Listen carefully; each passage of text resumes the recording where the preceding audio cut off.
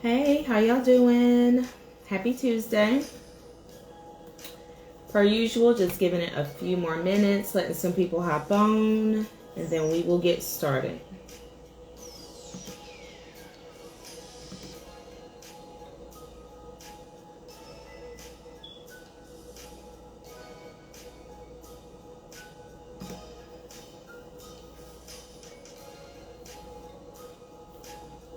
Just a few more minutes, you guys, and then we'll get started.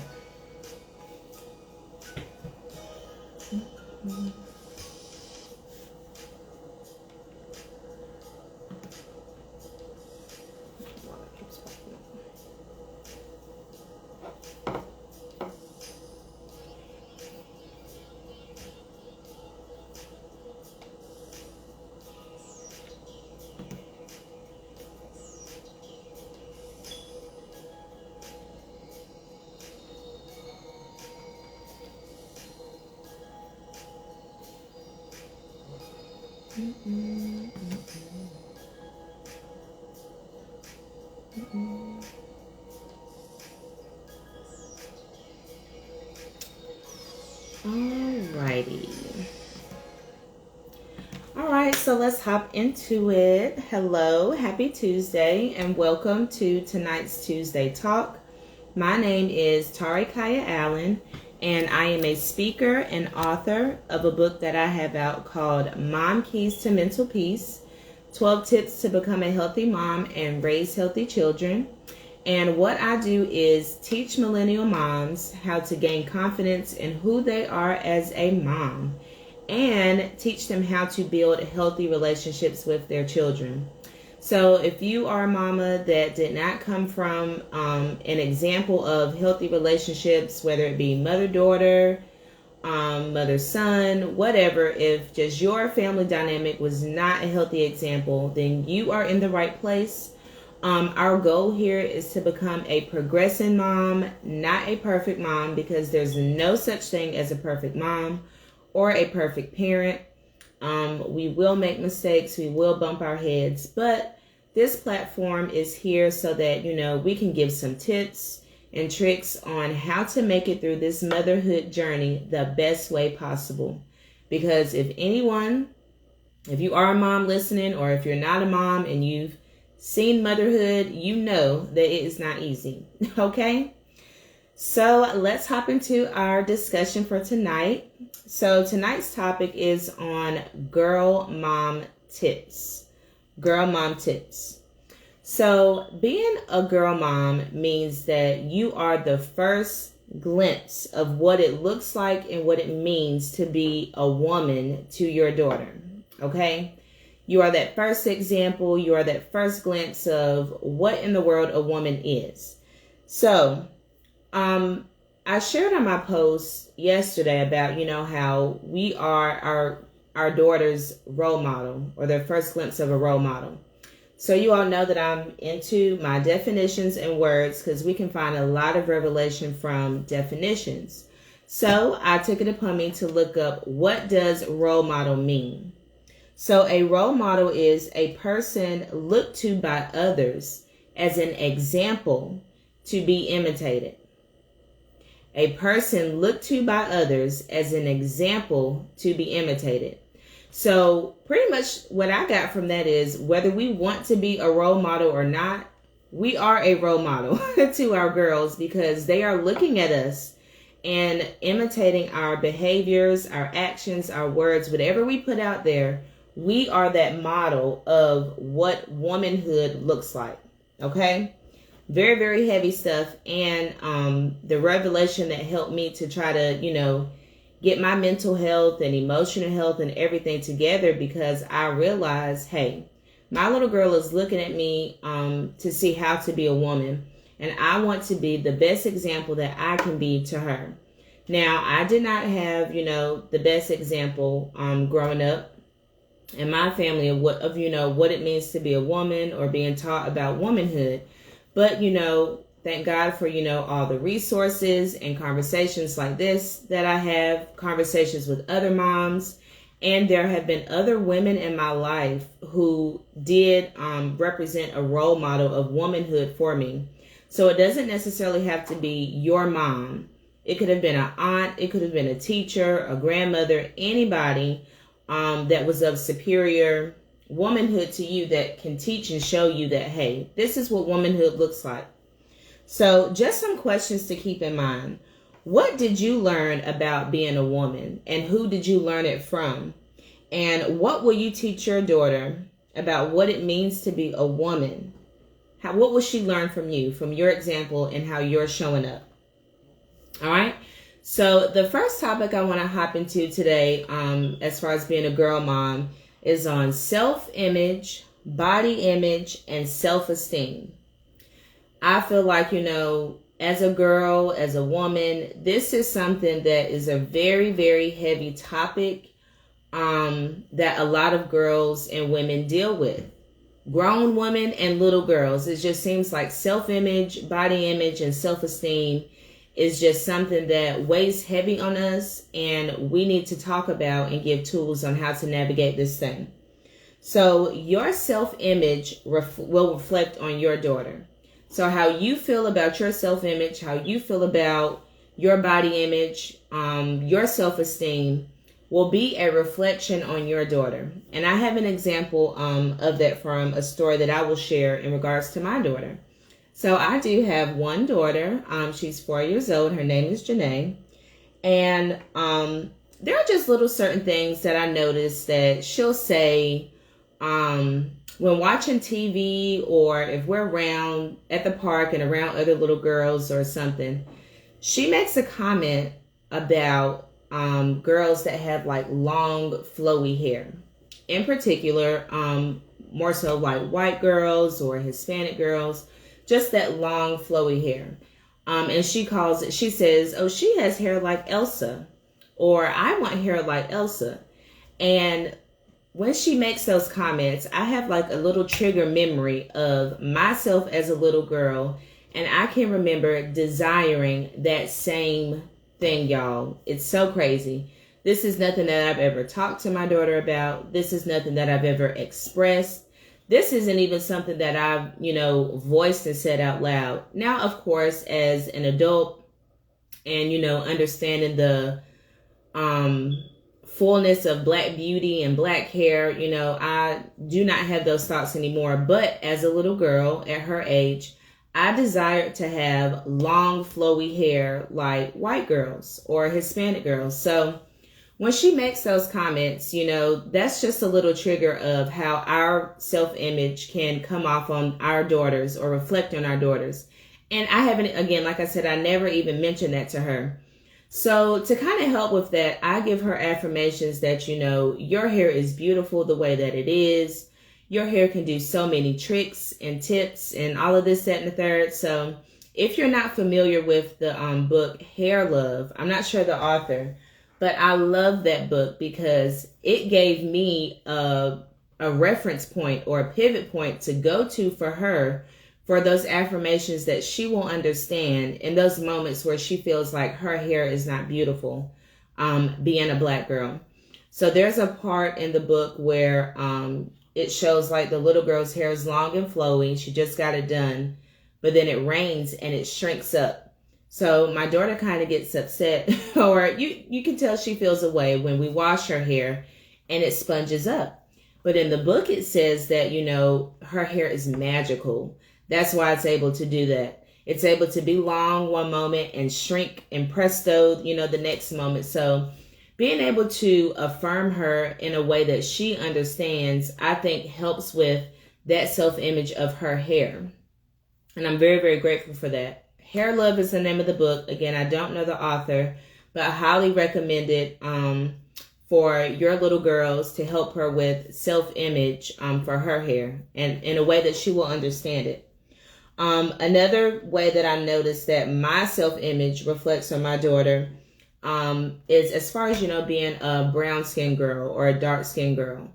So I'm always affirming her skin tone, just letting her know that it is beautiful, that her skin does not have to be a different color, that all skin colors are beautiful, and especially affirming hers.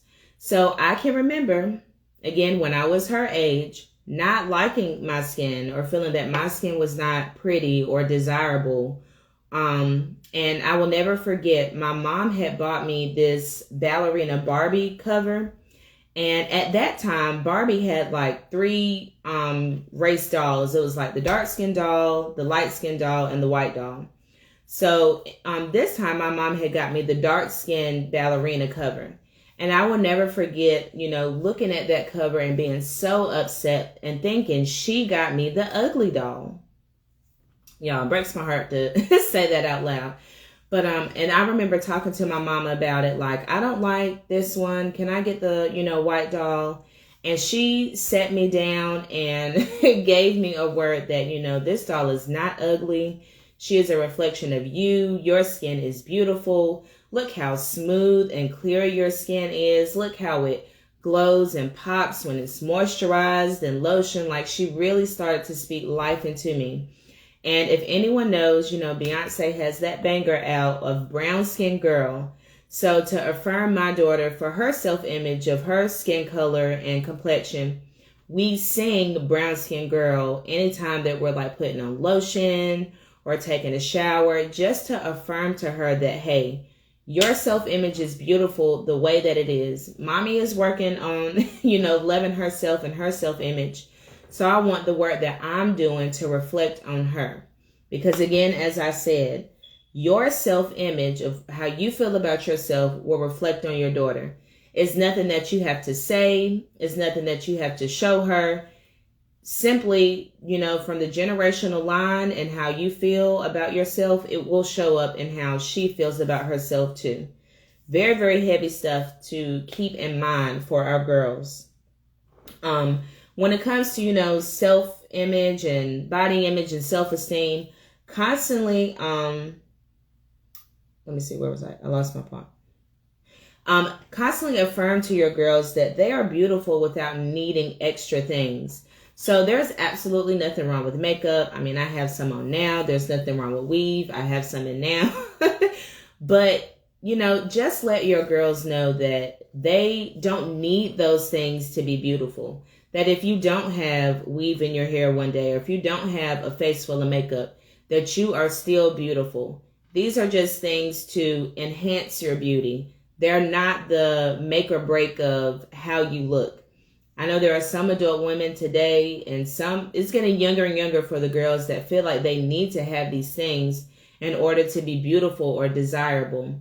And, with all the celebrities that we see on TV and social media that are constantly done up, these people have a whole team, y'all, to help them get together.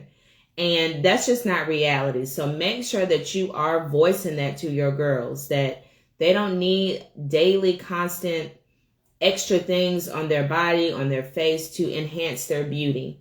That they are beautiful the way God made them, how they are. Okay? Constantly affirm yourself and your daughter's features to her as well. So, oh wait, I'm losing my point. 1 second. All right. So your daughter's beautiful without needing the extra things. We said that. Now, there are certain traits or body parts about us that we have simply based on genetics. So, transparent moment for me. I know my family trademark for certain genetics is our... Whoop, was a dish that dropped. I'm sorry, y'all. A genetic trademark that my family have is our large noses. My grandmother has it. My mother has it. My sister, my son, my daughter. Like, that's just clearly a family trademark. And as a kid, I was very insecure about it, very upset about it. And it took me to understand that the beauty in our family trademark. These large noses mean that, hey, you're connected to this family, that you're a part of this family, that there's a generational DNA system that's very strong when it comes to this. And there's beauty in that. I know for me personally, I'm not getting any type of plastic surgery on my face. That's just gone out the window. From the results that I've seen of other people, you don't look the same, and you will never be able to look the way that you did before. So I find beauty in my large nose, and I speak that to my children, to my daughter, and let her know, like, hey, this is our family trademark. Your face is still beautiful with this. There are people that have large eyes, people that have big lips, big ears, whatever the case may be for your family trademark.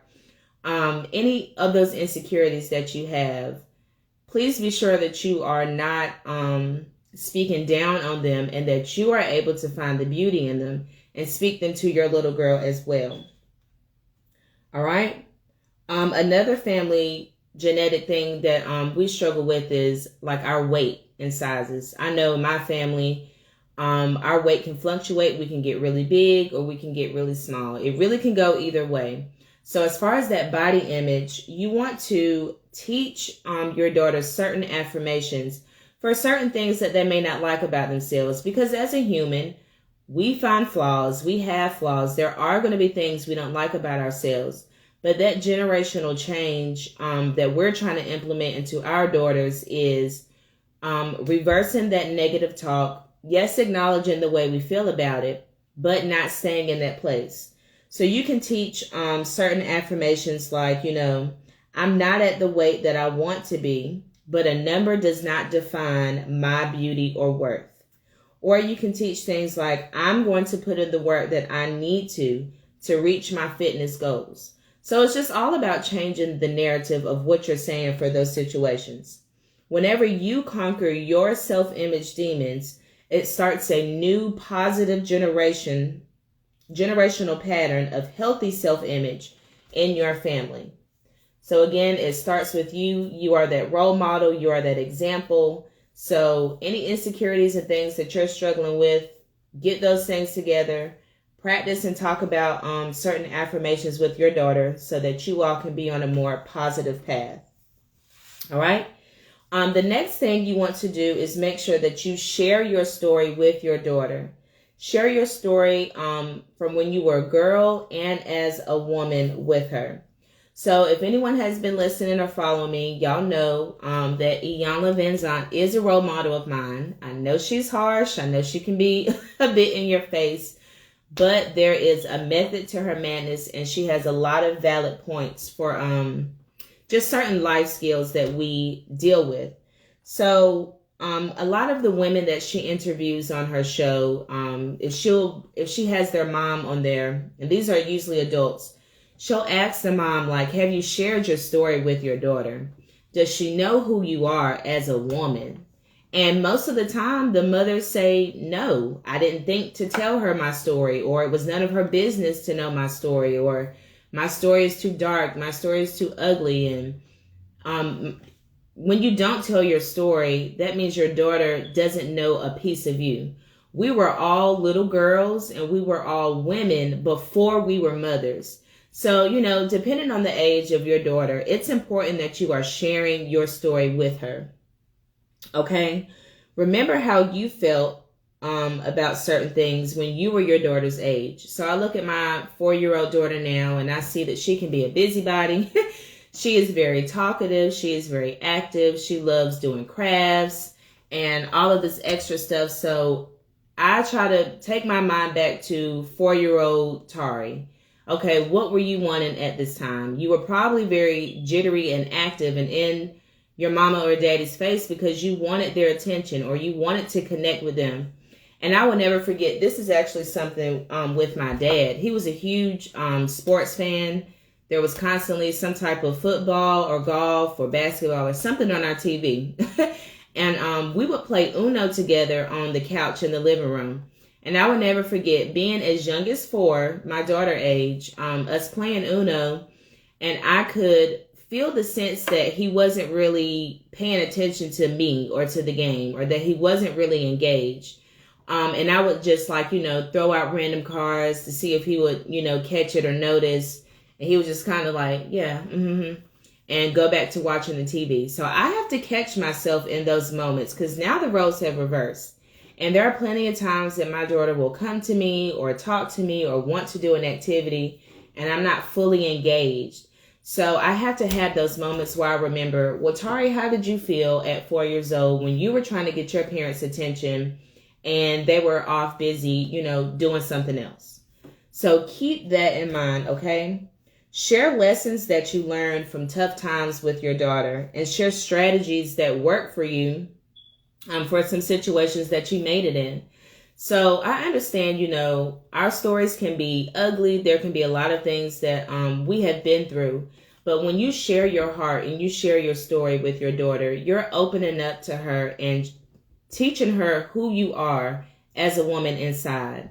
And when we share our story, it creates opportunity for connection and for you to appear more real, like a real person to her instead of just a mama. Like she can see you as a woman. She can see you as the girl instead of just mama. Because as I've shared in my book and I preach, we are more than just mamas. God created us for way more than just being a mama. And the perfect example for that I like to give, and I mentioned in my book, is a tree.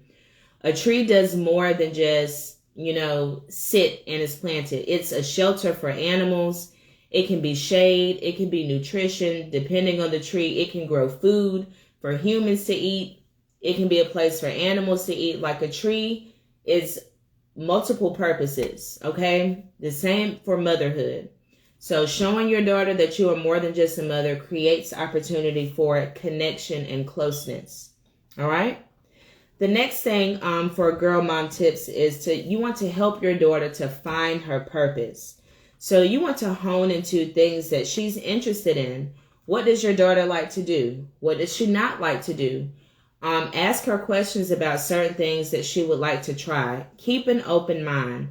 So kind of how I shared about 2 weeks ago on the boy mom tips, you don't want to keep your daughter in this box of those typical expected activities or situations for her to, as far as like careers and things like that. The world is so open to opportunities. The world is so open to different things, and don't allow your fears to come off on your daughter if she kind of has some pretty out there ideas or things that she wants to do. Let her explore those things. You just never know what will click and what can lead her into purpose. I know for me personally, I wanted to be a teacher originally simply because my mom was a teacher. I didn't necessarily have a desire for teaching or felt that that was my purpose. I simply was doing it because I saw my mama do it, and that's just what I knew. So I did go to school, to be a teacher assistant, and I just wanted to kind of get a feel of the classroom and see what was going on. But it was from me being a teacher assistant that I was navigated into purpose of speech therapy. So yes, I still am in education. I still get to teach, but speech therapy is a completely different avenue than a classroom teacher. And I'm so grateful to God for the role models, the women who inspired me, who spoke to me and helped lead and guide me to speech therapy to go into that purpose. So again, don't allow your fears to stop her from moving into, what she likes. I know that my daughter is, I notice now that she wants a journal and she'll scribble like she's writing. She oftentimes pretends that she's, doing a talk show or talking. So I'm seeing that, these are things that she's interested in. Of course, she's copying from me, but who's to say which way God will take her interests or those gifts, and I don't want to step in the way or feel like she has to do exactly what I'm doing. The goal, honestly, is for our daughters or our kids in general to go further than we did, to do more than we did, to be more successful than we are. And if I can be a part in that, then I want to be sure that I'm doing that. Allow as much grace for girls as we do boys. Okay? I feel like the whole saying that, girls mature quicker than boys, it sets this higher expectation on girls than boys. And I have heard some girls share this that grew up with brothers, that my mama always expected me to clean and cook and do everything while my brother just chilled and didn't do much. Or my mama expected me to get all A's in school while my brother was able to just, do the bare minimum and pass by. So give your girls just as much grace as you're giving these boys, because at the end of the day, they are kids. They are children. It doesn't matter the gender, boy or girl. Everyone has to go through a learning process and a journey. So make sure that, we do want to expect from our girls. We want the best for them. We want them to do their best. But make sure that you aren't as harsh on them or more harsh on them than boys are, because it seems like boys get a little bit more grace when it comes to things like that. Okay. And last but not least, in helping your daughter find her purpose, teach your daughter that her value is not in a man, a career, things, or status.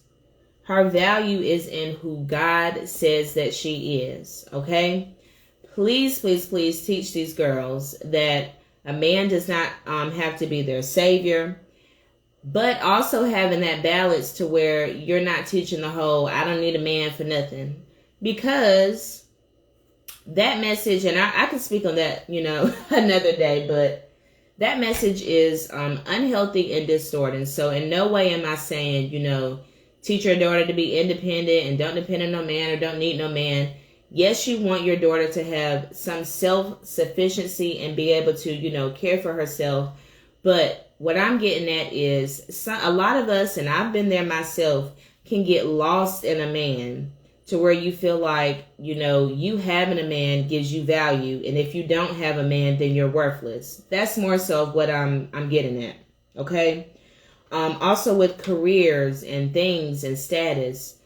Let your daughter know that it doesn't matter where she works, what career she chooses, what type of car, what type of home, what type of watch, what type of clothes. None of those things hold value onto who she is. It is solely in who God created her to be and who God says she is. Okay?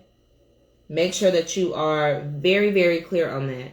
I will say for me personally, that was not an example in my home. I did see an example or a role model that if you're with a man, then you are valuable. If you have a man, and if you don't have one, then you need to get one quickly to get your value back up. I did see the example that if you have a foreign car or designer clothes or just nice things, that means that you're a better person or a more sufficient person. And it wasn't until, I got deeper into my relationship with God and saw who He said I was outside of all those materialistic things that I was able to find my value, which led me into my purpose, which I feel is, the mom keys to mental peace, baking cookies, speech therapy. I was able to navigate to those things once I had all those distractions out of my head that I needed a man, I needed designer clothes, I needed a certain amount of money in my bank account, I needed to live a certain place in order to be valuable. Okay?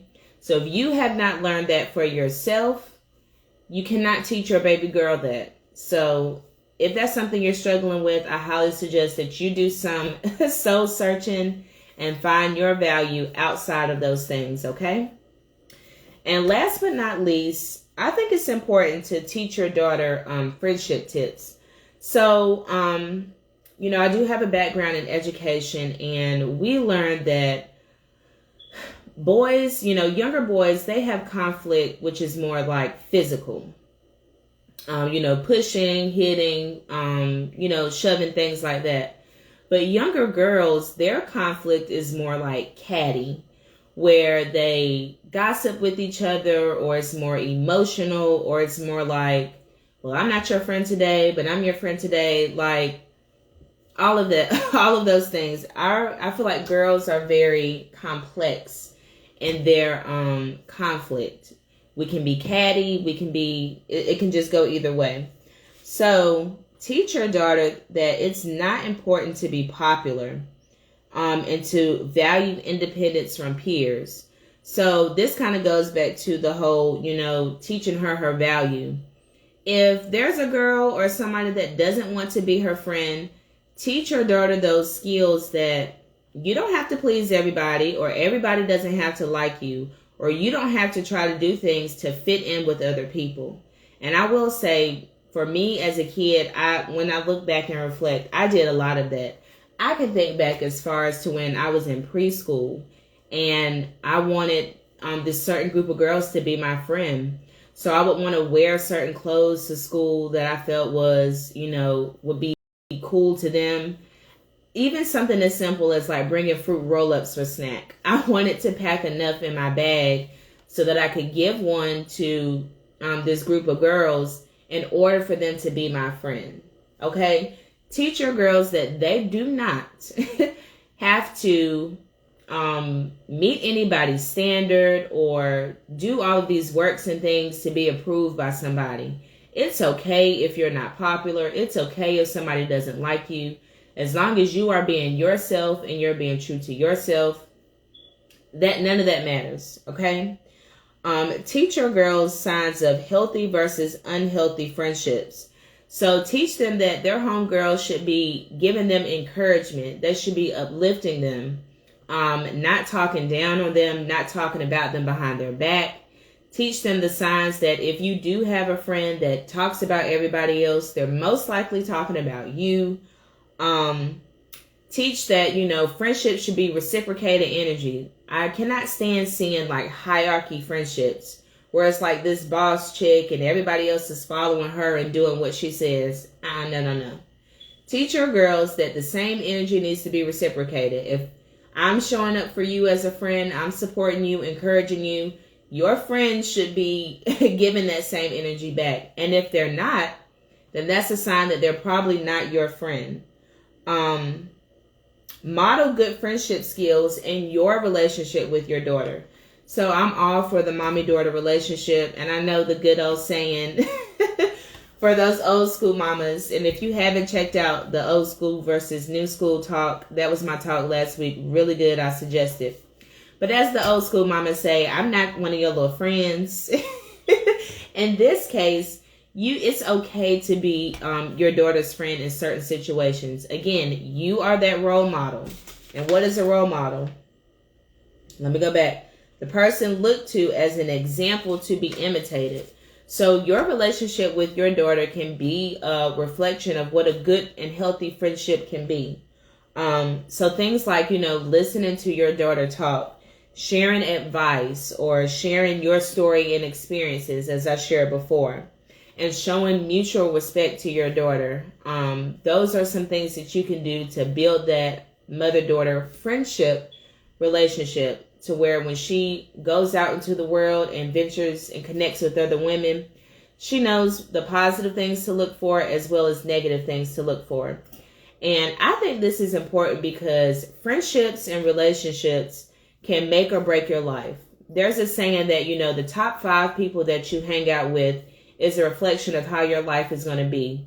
So I think the sooner that we teach the importance of friendships and relationships to our girls, that they can make those positive and right connections with girls for no matter how old they are, okay? Young to their adulthood. All right. So that is all that I have for you all today. I thank you all for tuning in with me. If anyone is interested in purchasing a book, I do have some on hand. Instagram, the link is in my bio. There's still the bundle deal going on. This is the last day for it. For cookies, half off, if you buy a book, you can get cookies for free. So the buy one, get one free. And on Facebook, I will leave the link in the comments if you would like to purchase a book. But other than that, that is all I have for you all. Thank you so much for tuning in with me, and I pray that y'all have a good night. Bye.